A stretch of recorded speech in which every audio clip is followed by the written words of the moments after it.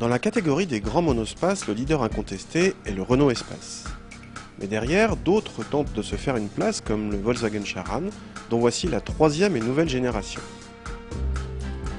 La longueur atteint désormais 4,85 m, soit 22 cm de plus que l'ancien, ce qui le place à 1 petit centimètre du grand espace. Il peut bien sûr embarquer 7 passagers, mais les dernières places sont en option à partir de 990 €. Au chapitre des nouveautés, les portes latérales coulissantes tiennent la vedette.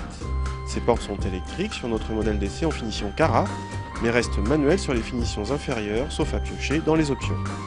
Concernant la modularité, on trouve tout d'abord 3 sièges individuels de largeur identique, chacun pouvant coulisser individuellement et se rabattre pour former un plancher plat.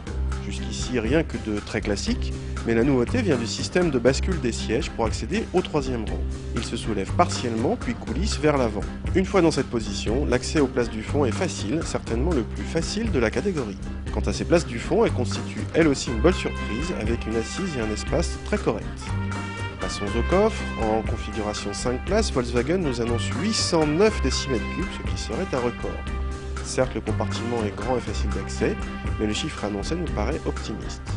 En configuration 7 places, le volume disponible n'est pas ridicule, notamment grâce à la profondeur.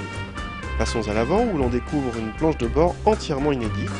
La qualité perçue fait partie des points forts de la voiture dans la catégorie, avec plastique et ajustage très corrects.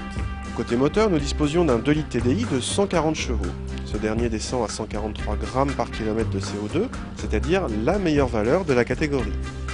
Notre version équipée d'une boîte DSG à 6 rapports monte à 149 grammes par kilomètre. Cela constitue une sorte de prouesse car l'engin pèse quand même plus d'1,7 tonne, mais le poids se sent à la conduite, surtout avec les rapports allongés.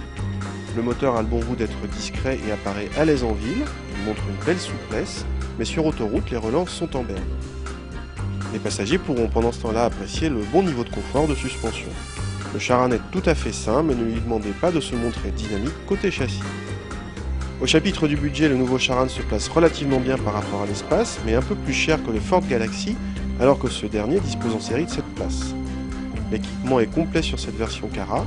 Le Charan a malgré tout comme argument budgétaire principal sa consommation, la plus basse de la catégorie.